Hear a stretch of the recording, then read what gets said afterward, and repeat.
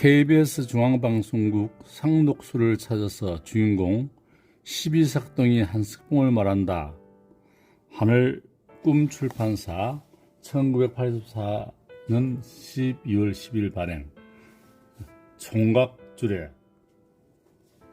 누구든지 주례라고 하면 머리가 희끗희끗하고 풍채가 좋고 나이가 지긋한 노신사를 연상하게 할 것이다.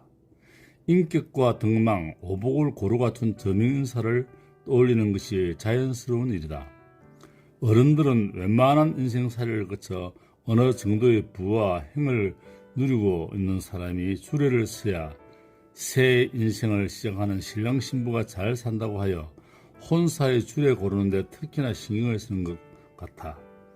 벌써 오래된 일이니 생길 수 있었던 일이긴 하지만 돌이켜보면 우연으로 벌어진 총각 시절의 해프닝은 결코 해프닝만으로 끝나지 않는 귀중한 추억이요 소중한 내 인생의 일부분이 되었다. 내가 총각 주례를 쓰게 된 것은 1970년 만 23세 되는 해였다. 물론 신랑 신부는 나보다 나이가 많았다. 그 당시 나는 대학을 갓 졸업하고 대학원에 진학하여 한편으로는 공부를 하면서 하늘재간중고등학교라는 학교를 세워 형편이 어려워 못 배우는 불우 청소년을 모아서 가르치고 있었다. 게다가 하늘 경로대학을 함께 운영하였기 때문에 그 나이에 벌써 교장이며 학장으로 불리고 있었으니 얼른 생각하기에는 교장에다 학생이니 주례도 쓸만한 것 같이 보였을 것이다.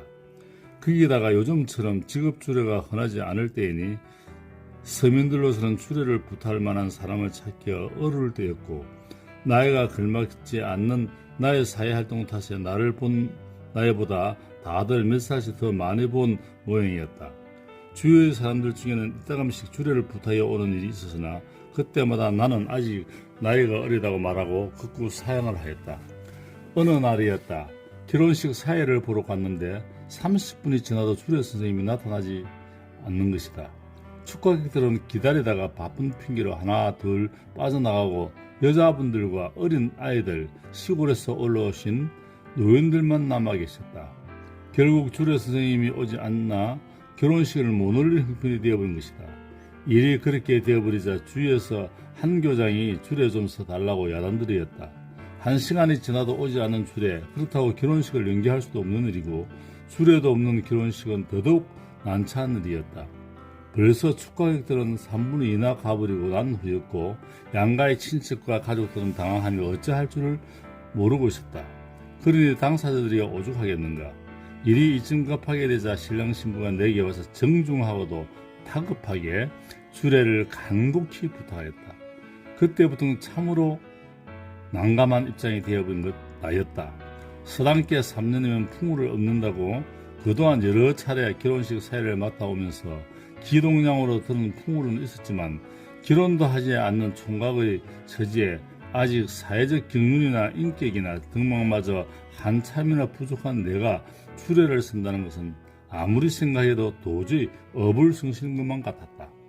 그러나 결혼식을 올리기로 한 신랑 신부는 물론이고 하객들에게 자기 아들, 딸, 장가 시집가는 것을 좀 봐달라고 초청한 양가 부모들이 처한 입장은 그야말로 말이 아니었다.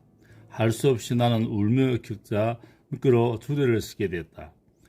그러나 이왕 이렇게 되어버린 일 사실을 알고 남들이 욕을 하더라도 혹은 웃음거리가 되거나 비난을 받게 되더라도 일평생의 대사를 치르기 위해 이제 막 그 출발의 문턱에 서 있는 신랑 신부를 되돌려 세워 결혼식을 미루자고 의미를 낼 수도 없는 일이었다.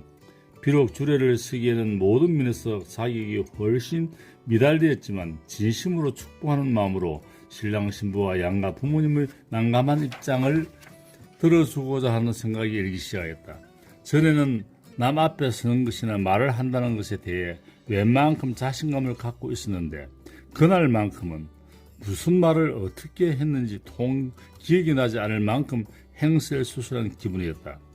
비지땀을 흘리는 아찔한 순간을 어찌어찌 해서 겨우 모면하였던 것이다. 그런데 그날 주례 쓴 사실이 주변에 알려지게 되어 주위의 사람들로부터 주례를 잘 쓴다니, 말을 잘 한다니, 음성이 참 좋다느니 하는 소문이 나기 시작했고 너도 나도 주례를 부탁해 왔다. 일이 이쯤 되고 보니 거절하는 것도 한두 번이지 빈번히 간곡히 청하는 것을 사양하기는 쉬운 일이 아니었다. 오히려 간곡하게 여러 가지 사정을 들어 사양하는 내가 건방지다니, 무시한다느니, 너무한다느니 하며 비난을 하였다. 할 수 없이 부탁을 한두 번 들어주다 보니 이상한 인연의 첫 주례가 계기가 되어 꼬리에 꼬리를 물고 주례 청탁에 시도를 하여 내가 결혼을 하기 전에 주례 쓴 것만도 아마 100번 이상이 될 것이다. 옛날 어른들이 총각 때 주례를 쓰면 결혼이 늦어진다고 하는 말을 들었는데, 그러나 나는 비교적 결혼을 빨리 한 시입니다. 일찍 장가를 갔기 때문에 망정이지, 만일 장가가 더 늦었다면 총각 주례를 얼마나 더 쓰게 됐을지 모를 일이다. 23살의 주례 참 빠르기도 하다. 그때부터 오늘날까지 계속 주례를 써왔으니 벌써 주례 경력이 10년이나 되었다.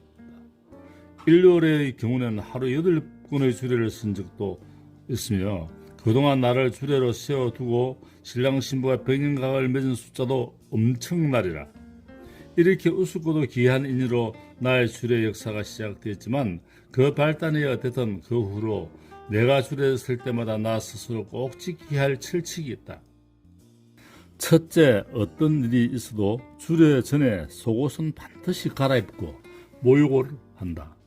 깨끗한 몸으로 오는 청결한 마음을 가지고 신랑 신부를 축복하고 싶은 마음에 쓰이다. 둘째, 주례가 있기 전날은 절대로 남과 다투거나 만취된다거나 하는 일이 없도록 한다. 내일의 주례를 위해 축복하는 마음과 기도하는 마음으로 비록 최소한이나마 내가 할 수 있는 노력의 마음을 갖고 싶었기 때문이다. 그것이 비록 신랑 신부에게 어떤 물질적 도움을 줄 수 없을 망정 새 인생을 가꾸는 그들에게 보이지 않는 무언의 끈이 되어 언젠가는 그들을 더욱 단단히 얽어맬 수 있으리라는 나만의 기대와 바람에 쓰이다. 그동안 내가 주례를 써서 결혼한 사람들이 모여 나의 아후인 하늘을 따서 하늘 원앙이라는 모임을 만들어 친목을 도모하고 가끔 나를 초대하여 한가족처럼 정담을 나누기도 한다. 비록 그 일이 자주 있는 기회는 못 되지만 각박한 이 세상과 그나마도 이어질 수 있는 것이 얼마나 고맙고 포근한 일인지 모르겠다. 아마도 자기들끼리 모여 서로의 안부를 묻고 서로 살아가는 모습을 보며 자기들의 생활을 되돌아보겠지 하고 생각하면 가끔 뿌듯한 보람을 느낀다. 살다 보면 다툴 일이 어디 한둘인가? 화낼 일이 허구한 날 벌어지지 않는가? 그럴 때마다 나는 다른 부부의 살아가는 모습을 보며 자극을 받을 수도 있으리라. 또한 그것으로 끝나지 않고 그들이 가끔이나마 나를 찾아주니 살아가는 일 중에 그만큼 보람이 어디 흔한 일이겠는가. 가만히 생각에 잠길 때면 나도 모르게 흐뭇한 미소가 떠오르게 되는 것을 느끼게 된다.